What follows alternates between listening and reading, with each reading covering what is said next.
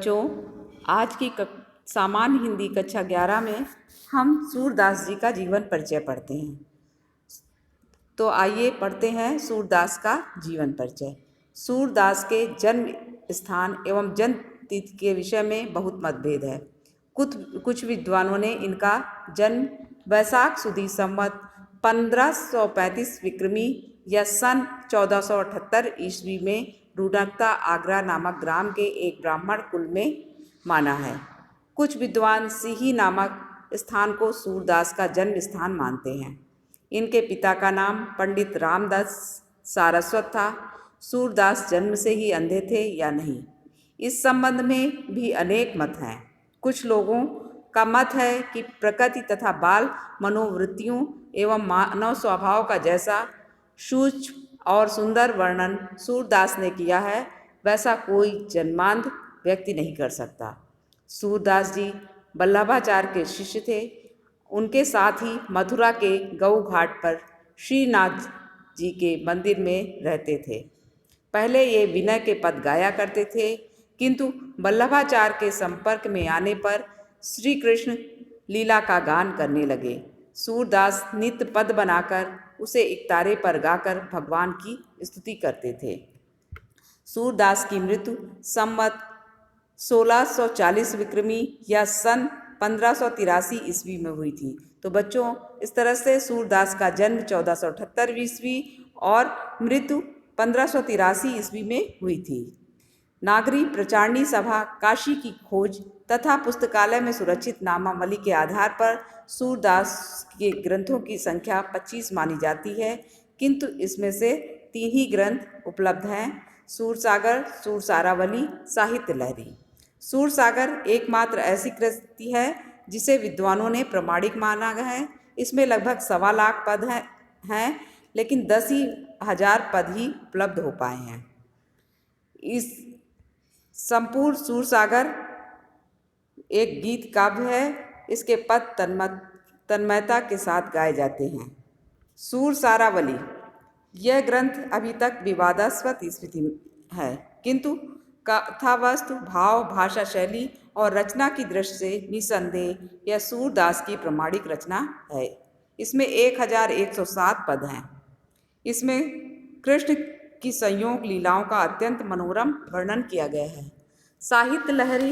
साहित्य लहरी में सूरदास के 118 दृष्टकूट पदों का संग्रह है। साहित्य लहरी में किसी एक विषय की विवेचना नहीं हुई। इसमें मुख्य रूप से नायिकाओं एवं अलंकारों की विवेचना की गई है। कहीं कहीं पर श्री कृष्ण की बाल लीला का वर्णन हुआ है तथा 1-2 स्थलों पर महाभारत की कथा के अंशों की झलक भी मिलती है।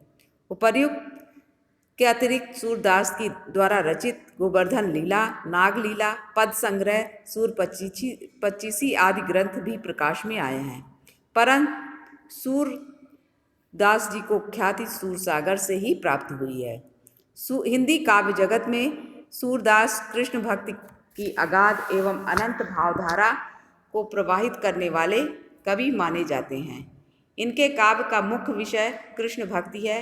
इन्होंने अपनी रचनाओं में राधा कृष्ण की लीला के विभिन्न रूपों का चित्रण किया है। इनका काव्य श्रीमद् भागवत से अत्यधिक प्रभावित रहा है, किंतु उसमें इनकी विलक्षण मौलिक प्रतिभा के दर्शन होते हैं। राधा कृष्ण के प्रेम को लेकर सूर ने जो रस का सागर उमड़ाया है, उसी से इनकी रचना का नाम सूरसागर सार्थक होता है।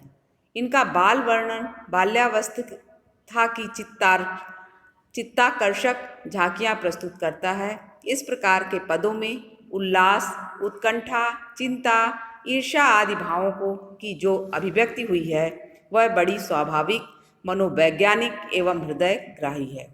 सूरदास के भ्रमर गीत में गोपियों एवं उद्धव के संवाद के माध्यम से प्रेम, विरह, ज्ञान एवं भक्ति का जो अद्भुत भाव व्यक्त हुआ है, वह इनकी महान काव्यात्मक प्रतिभा का परिचायक है।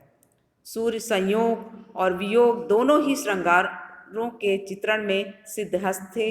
गहन दार्शनिक भावों को कोमल एवं सुकुमार भावनाओं के माध्यम से व्यक्त करना भक्त कवि सूरदास की प्रमुख विशेषता है। उन्होंने ईश्वर के सगुण रूप श्री कृष्ण के प्रति सखा भाव की भक्ति भावना का निरूपण करते हुए अपने काव्य में मानव हृदय की आंतरिक कोमल भावनाओं का चित्रण किया है।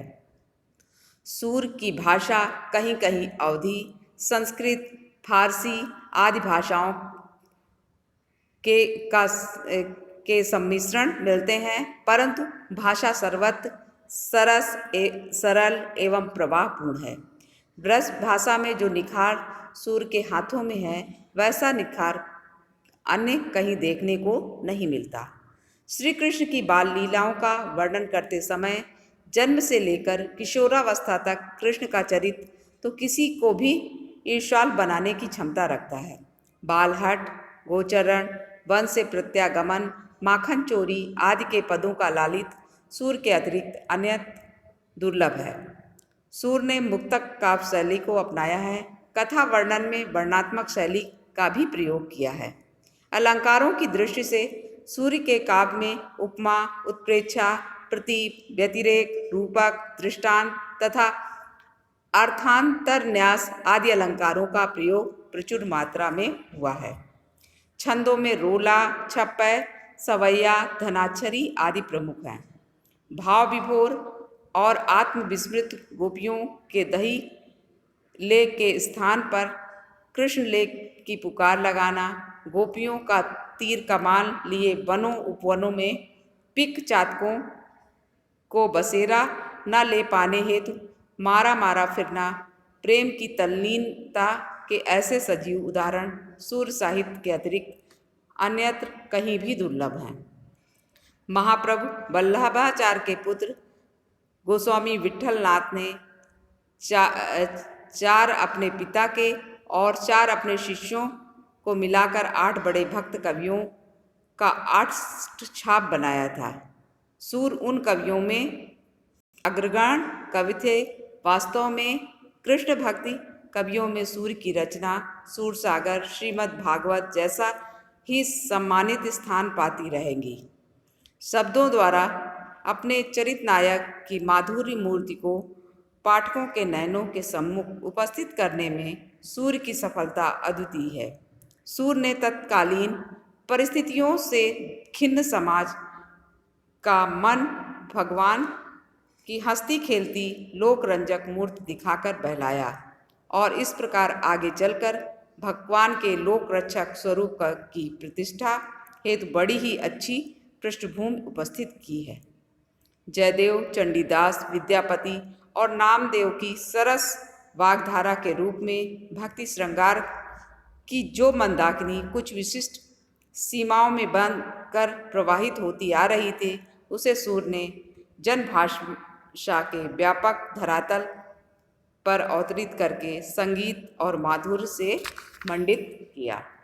तो बच्चों, ये थी सूरदास जी की जीवनी। आप जानते ही हैं कि सूर कृष्ण भक्ति शाखा के प्रमुख कवि थे और इन्हें अष्टछाप कवियों में भी सर्वश्रेष्ठ स्थान प्राप्त था। तो बच्चों, सबसे आप अपनी उत्तर पुस्तिका में इनका जीवन परिचय नोट कर लीजिएगा और इसे याद करिएगा। मिलते हैं अगली कक्षा में।